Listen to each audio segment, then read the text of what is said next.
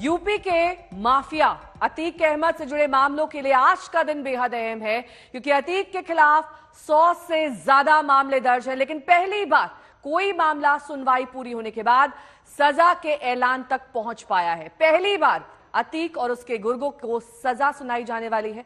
जिस मामले को लेकर अतीक आज सुनवाई के लिए कटघरे में खड़ा होगा, वो 17 साल पुराना मामला है। दरअसल राजू पाल हत्याकांड के गवाह को धमकाकर अतीक इस मामले को कमजोर करना चाहता था, लेकिन सरकार बदलते ही खेल बदल गया और उमेश पाल ने अतीक, उसके भाई और गुर्गों के खिलाफ केस दर्ज करा दिया।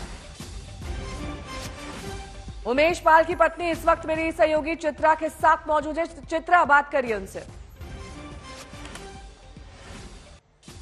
देखिए, इस परिवार के लिए 16 सालों के बाद इंसाफ की उम्मीद जगी है। एक पत्नी और एक मां के आंसू रुकने का नाम नहीं ले रहे हैं। परिवार के साथ इस वक्त मेरी मौजूदगी है, उनसे बातचीत करते हैं। जयापाल हमारे साथ हैं, उनकी मां की तस्वीर भी दिखा दीजिए आप सत्या। एक मां और एक पत्नी के लिए आज कितना बड़ा दिन है, लेकिन इंसाफ की कितनी बड़ी लड़ाई इन लोगों ने लड़ी है। 16 साल के बाद आज इंसाफ मिलने की उम्मीद है। क्या उम्मीद कर रही हैं आप न्यायालय से? मैं न्यायालय से बस ये उम्मीद करती हूँ कि उन्हें फांसी की सजा सुनाई जाए।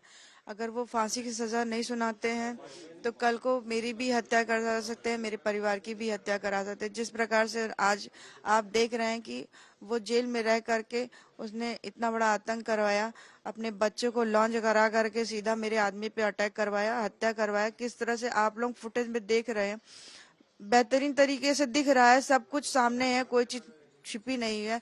आज उसके बेटे का चेहरा, उनके जो है गुर्गों का चेहरा सामने सब संक्षिप्त में सब चीज दिखाई दे रहा है।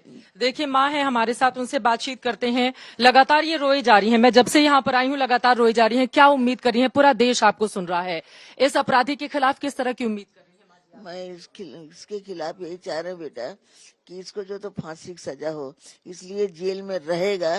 जेल से बैठे बैठे जाने कितनों का आज एक उमेश मारा गया, फिर ये मर्डर कराएगा, मेरे बच्चों को जीना हराम करा देगा। ये अगर जेल में है तो हम लोगों को जीना बिल्कुल नर्क हो जाएगा। इसलिए मेरा यही एक मांग है कि इसको अदालत फांसी की सजा सुनाए। एक माँ और एक पति कितनी लंबी लड़ाई लड़ रही थी, आप जरा सोचिए। पल पल का खतरा इस पूरे परिवार पर बना हुआ था। ये लगातार रोई जा रही हैं। जब अपने कलेजे का टुकड़ा पास में नहीं रहे, ये बता रही थी जिस दिन उमेश पाल की हत्या की गई थी, पैर छूकर वो बाहर गए थे, उसके बाद खबर आई आपके पास? खबर नहीं बेटा, जैसे ही द्वारे पे वो गाड़ी रोकी, तड़ाक तड़ाक बोला बम बम, तो हम दरवाजा खोले, इतना धुआं था कि मेरे समझ में नहीं आया कि हो क्या रहा है। अब उसके बाद बस भागा बच्चा। हम ऐसे डेरी खड़े थे वो वाले मकान पे, अंदर घुसा, उसने आवाज दिया अम्मा, हम भागे, बस ऐसे लपटा दोनों हाथ से, बोला अम्मा मार डाले है साले। बस उसके बाद सोफा वहाँ कमरे में, उस सोफे पे गिर गया। हमने बच्चों से कहा कि बटन खोलो, कोट बटन नहीं खुल रहा था, तोड़ डाले। जब कोट पलटे तो इधर होल था। उसके बाद बेटा मेरा गिर गया। सुबह जाते समय उसका हमेशा की आदत थी कि हम रहे घर में, तो निकले तो पहले पैर छू ले तो निकलता, हमेशा उसकी आदत थी। हाँ, उस दिन में बैठे थे, हम बैठे, ऊपर से आया, पैर छुआ और पैर छू करके चला गया। वो थे। क्या उम्मीद क्या कर रही हैं? हम उम्मीद यही कर रहे हैं कि मेरे ये दोनों जो है फांसी की सजा इनको सुनाई जाए, ताकि मेरे बेटे के हमारी आत्मा को संतुष्टि मिले, मुझे भी आगे जीने का सहारा, मेरे आत्मा को संतुष्टि मिले। नहीं, ये फांसी नहीं हुई, मेरे परिवार को बहुत लंबा खतरा पहुंचाएगा। परिवार के आंसू रुकने का नाम नहीं ले हैं। उनकी पत्नी से बातचीत करते हैं। आपके 2 छोटे छोटे बच्चे हैं, कौन है परिवार में, कौन कौन है, कुल कितने लोग हैं?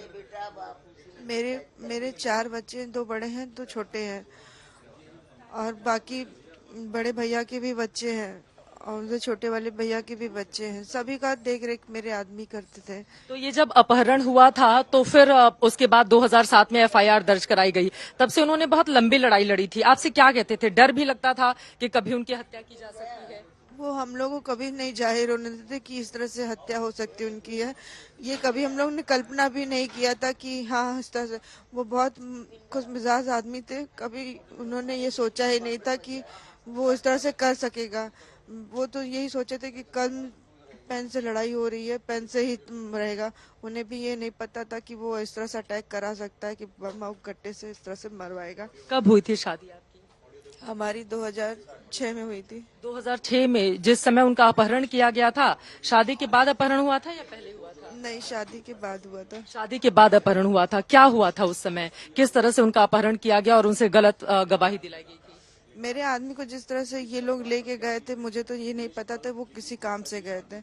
अब वहां से कैसे अपहरण हुआ ये मुझे भी जानकारी नहीं। वो सिर्फ मैं जब वो 2-3 दिन बाद वापस आए तो मैंने ये देखा कि उन्हें काफी चोट लगी हुई थी। तो मैंने पूछा कि यार ये क्या हो गया, तो कह रहा है कि कहे कुछ नहीं। उन्होंने मुझे दिलासा देते हुए कहा कि कुछ नहीं, एक्सीडेंट हो गया था, गिर गए थे। तो मैंने कहा बताना चाहिए था, तुम क्यों इस तरह से क्या में यार तुम परेशान क्यों हो रही हो, मैं ठीक हूँ, सब सही हो जाएगा, मैं हूँ ना। तो उनके साथ जब मारपीट हुई थी, उनका अपहरण किया गया था, वो घर आए थे तो चोट लगी थी उनको? जी हाँ, उनको चोट लगी तो थी। उन्होंने घर वालों को नहीं बताया कि आप लोग परेशान होंगी?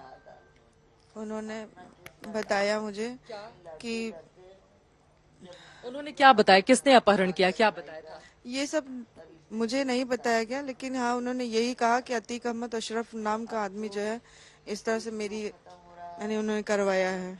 और बाद में समाचार में ये सब सुना भी उन्होंने जब बयान दिया था। तो 2007 में जब एफआईआर हुई थी, आप लोग को डराया धमकाया भी गया होगा? मैम जाने दीजिए, मुझे जाने। अभी कोर्ट जाना है आपको? जी अच्छा, कोर्ट में जाना है। आप किस तरह की सजा, फांसी की बात कर रही हैं आप? मैं फांसी की ही मांग करूंगी। फांसी की मांग करेंगे। देखिए, उनकी पत्नी जयापाल हैं, जरा तस्वीरें हम दिखाना चाहेंगे। यहाँ पर उमेश पाल की ये तस्वीर है। दो